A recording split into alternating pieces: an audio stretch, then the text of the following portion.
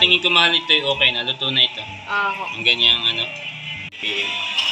Oh, may garlic. Tama na po yun. Thank you.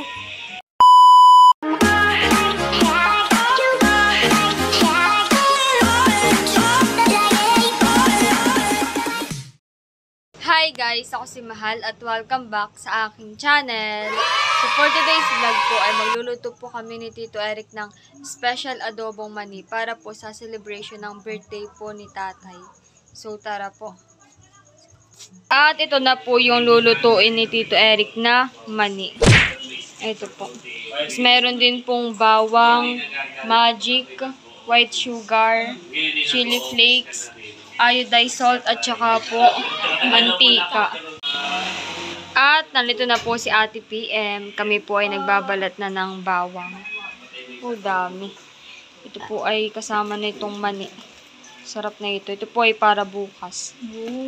Sa birthday ni tatay. Ito yung ikot-kutin. Oo. Yes. Madami po na yung bawang. Ay, ang buo din ito. Parang limahan eh. Meron din balatan. Hindi ko na matanggal. Ayun na. Ilang kilo ito? Parang tatluhan. Yung isa ito. 1 kilo. Di bali, 6 lahat. 6 na kilo. Parang iba itong. Ito naman daw ay madali lang lutuin, sabi ni Tito. Mga 30 minutes lang daw. Yan, after 1 hour. After ilang minutes, hindi pa rin po kami tapos. Ito po pala yung madami. Sabagay, 6 na kilo yung lulutuin eh. Dito ito bagay para sa lagyan ng bawang? Yeah. Kaya naman pala madami ay. Pero kakunti na din naman pala ito. Hindi tinipid sa bawang. Hindi tinipid sa bawang. Special, ano. Special adobong mani. Ay, akala ko yung special adobong bawang. Tawa naman ito. Ganun dapat bebe ang hati mo bukas ng buhok mo. Ganayan. Ay, retro nga ay. O, retro. Kami po ay tapos na magbalat na itong bawang. Ito po ay i-slice naman. So, ayun mahal. Tayo magluluto na ng special adobong mani. Adobong Na hindi mani. tinipid sa bawang, garlic. So, hinugasan natin itong ating sangkalan kaya basa. Yun mahal, pwedeng ganito. Yung palapad. Manipis na siya. Pero ang gagawin ko lang yung pabilog.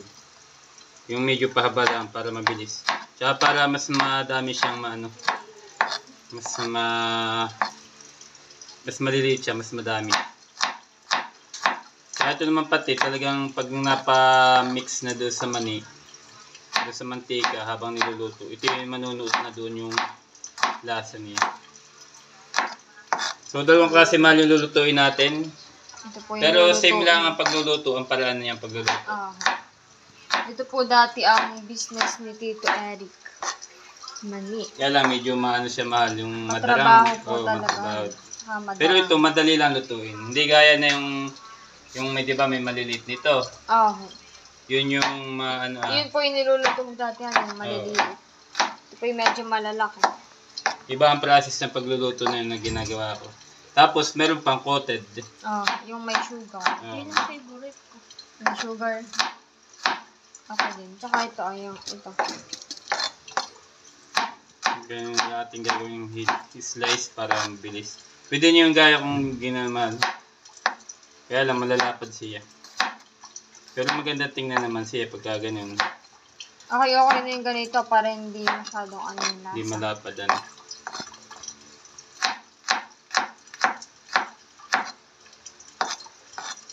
So, kaya na, balik tayo muna. Ang una natin gagawin, magpapainit tayo ng mantika.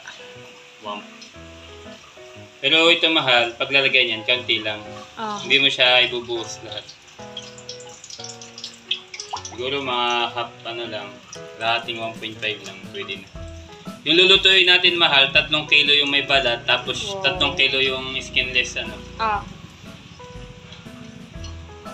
Yan, okay na siguro yan. Pero mahal pagka yung maliliit na butil, yung mani, yung may balat. Ang kailangan nung paglulutuin mo siya, halos kapantay nung Dami ng lulutuin po. mantika. Alas ay lutang siya, nakalutang. Eh, ito naman ganyan. Okay lang yan kasi yan ay ano yan mamaya pag naluluto na. Nakahalo mong mabuti. Eh, mahal, mainit na ang ating mantika. At na ibubuhos yung ating 3 kilong mani. Oh, yun po ay yung Ayun ka, mainit. skinless. Wow. Ganyan lang yan, mahal. Tapos, yung alagaan sa paghalo para sa mapareho. Kasi pag papabayaan mo lang siya nasa ilalim lagi, Oh, masusunog din sa ilalim, yung sa ibabaw, hindi pa luto. Hindi pa luto.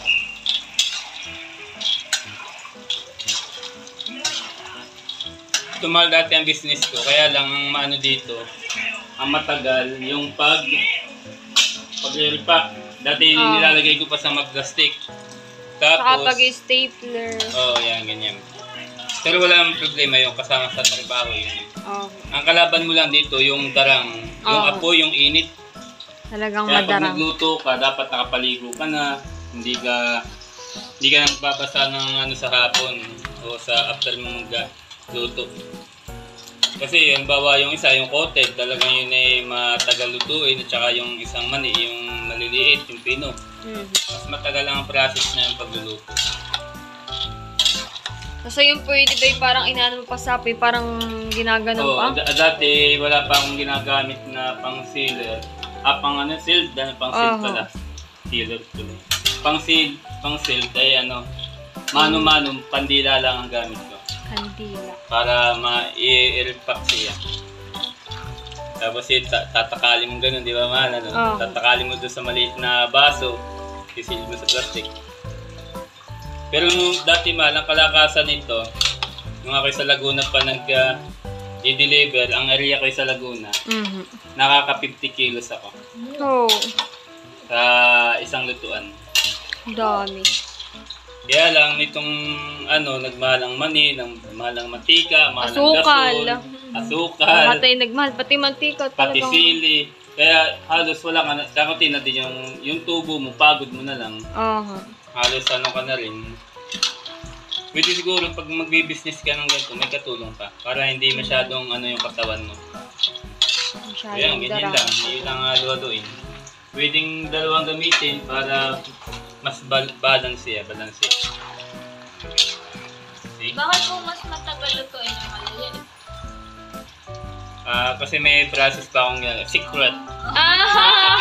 Secret pala kayo na sinasabi. Ito mga ganito, same lang ang mga luto nito. Tsaka yung isa. Kaya nagtataka sila, bakit kaya hindi na-yumi yung mani mo? Hindi nga, hindi masarap. Kahit yung maliliit, kahit 2 months na siya, 1 month na siya. Pag balik ko after, BBO po natin, babalikan, hindi, okay pa naman. At saka masarap at timpla. Masarap. Dati na bibili agad. At ang number 1 mahal mabili ito sa mga magiinom. Oo ginagawa nilang pulutan. Pero dinadalan ko din, mga kantin, yung mga school. At mahilig sa ganayan. Kukutin. Pero ang plano ko, dahil may tindahan tayo, magluluto na ulit ako. I-display natin dito sa tindahan. At siyempre doon sa bubuksan ng Tito Kagwapo lang at Tita Laila na business, pwede natin i-display natin doon sa nila. Yun lang mga gagawin natin, yung mga nakalagay na sa jar, yung malalaki. Hindi na yung Tapos may papalagay natin ng label, pangalan, Shane Rose. Special adobo mani. Bakit sa akin? Tapos yun. Yan, ganyan lang. Yun lang muna nga halo-haloin. Tapos pagka hindi mo kalkulado ito, yung tamang maaari siyang masunog. Mamaya papakita ko sa iyo yung tamang pagkaluto na siya. Wow, expert yan. So sinubrahan ko talaga ng ating luto kahit madami siya para meron habang nanonood kayo nagre-review. Magdadala din daw sa TPM. Meron kayong TPM. Tsaka nandito rin po si Tito Me. Kapatid ni Mama. Ito yung busong kapatid ng Mama. Yes, si PM Tito Ame. at ni Shane. Pugi, di ba? Pogi. Mainit na nga eh. Yan.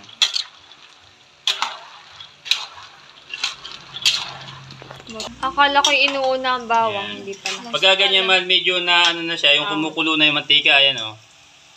Mainit na siya. Lalagay natin yung bawang. Ang dami o. Hindi tinipid sa garlic. Kasi pag isinabay natin siya, maano na siya, masusunog na. Oo. Ay, sorry. Saktong maluluto yung mani, luto na rin yung bawang. Okay. Yung bango, di ba? Bango. Lalo na pag nano na to, yung luto na.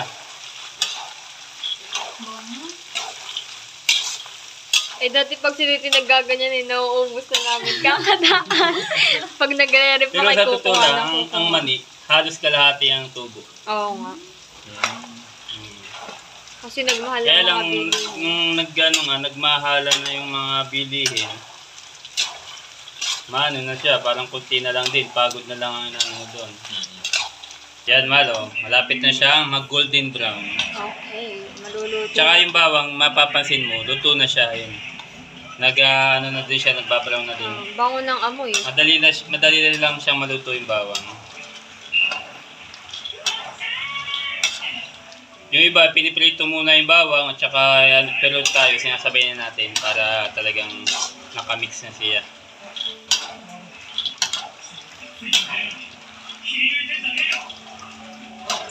Ito po ay para bukas sa birthday ni tatay. Kukutin. Feeling ko ito po yung mauubos din yan eh. Habang yung Para iba siyang naiinip, appetizer. habang yung iba, habang may program, pwede silang magkukot o kaya pulutan na rin, siyempre. Kaya mauubos rin po ito kahit madami. Tapos babawas na rin kami. Sa tingin ko mahal ito, okay na, luto na ito. Ang ganyang ano. Parang luto na nga po. Natikman na.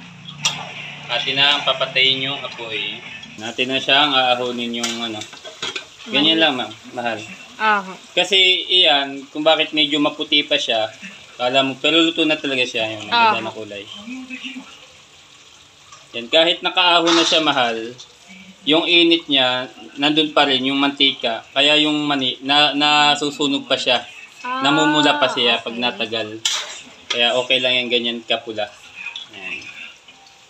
Yung iba akala hilaw pa ay niluluto nila. Kaya pag ahon nila, habang lumalamig yung mantika, naitim yung mani.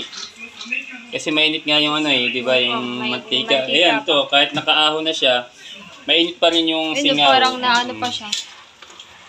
Pagka hindi mo kabisado, kalkulado yung timpla ng mani, yung luto niya, masusunog talaga.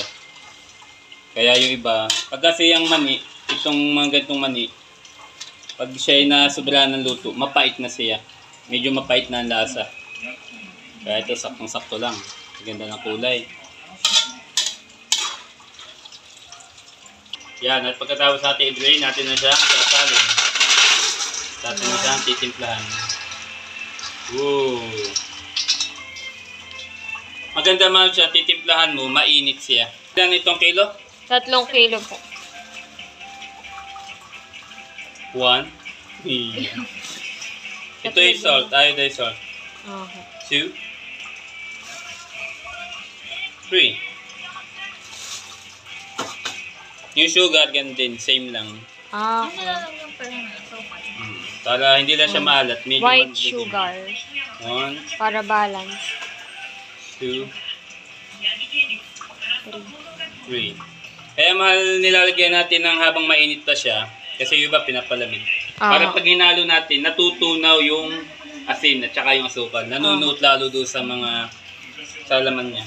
Tapos yung sili, pwede yung siling sariwa, yung mga siling labuyo. I-slicein mo. Kaya lang wala akong nabili. Pwede din itong chili flakes. Chili flakes. Yung iba gusto ng hindi maanghang, yung iba aayaw ng maanghang. Pero tayo gusto natin ng may kaunting ahang. So, yung paglalagay po naman ng sili, depende sa gusto nyo kung gaano kadami. O gaano kaanghang. Tama na siguro muna yung dalawa, no? Lalagyan natin siya ng magic sarap. Magic sarap. Tama na siguro yung isa. Malasa na yun. Tapos yun lang. Haluin mo lang ng mabuti. Dahan-dahan, baka matapon yun. Haluin mo lang siya ng mabuti para balanse yung ano niya. Balanse yung lasa. O yung lasa. PM. Oh, may garlic. Tama na po yun. Thank you. Kami po ay nanonood ni Ate PM ng anime. O tara, pwede na. Tikman mo na. Sa Ate PM po muna ang titikim. Mainit pa rin. Maya-maya pa. At kami po ay nakain na ng mani at luto na po. Ano Ate PM? Mainit pa. Sarap. Sarap siya. Yeah. Mauubos yung bukas. Oo nga. Sarap po ani. Sarap. Sabi. At nakasalang na po itong isang mani. Ito naman po ay yung may balat. Same lang naman po ni dito. Same lang ang paraan pagluluto. Malo, okay na yung ating second batch. Na mani. O, kuha pa, Ami. Masakit lang sa mata. Wanong sili. After nun, ito na yung ano, Yung kanina. ilalagay natin dito, imimix natin. Imimix? Hindi, okay lang naman na hindi. Pero parang gusto ko, para paglalagay doon sa, halimbawa, sa table, hindi na magdadalawang lagayan. Isa na lang. Pwede mo na lang dagdagan, madami, para isang... Tapos Okay natin ilalagay dito. Sa balde. Ha? Tikman mo nga. Ayan, di tayo simple yan. Oh. Tada! At, nandito na. At, nilagay na po ni Tito Eric yung mani dito sa may balde. Ayan po. Napakadami ho. Halos ay isang balde siya. The next day. Yan, at si Papa po ay busy dito. Ano po yan, Papa? Ito yung ulo. Ulo? Baboy. Sa ate dyan. Hindi marites naman. Nag-iihaw na po si Papa. Yan po ay para din mamaya. Tumalay, Birthday kaya ni pinakita Tatay. ito eh. Saka ko sasabawan natin. Para mag-atas siyang tingin. Oo. Iihaw po muna ni Papa. Tapos sasabawan mo po mamaya. Wala. Mas masarap pag ganyan inihaw. Marami din po ito. Bali, dalawang ulo ito. Saka apat na paa. Apat, ilan? Bali, 6 na paa pala. Wow. Bumili pa dito kami na eh. Pandagdag mamaya. Ito na po yung mga naihaw po ni Papa. Marami na.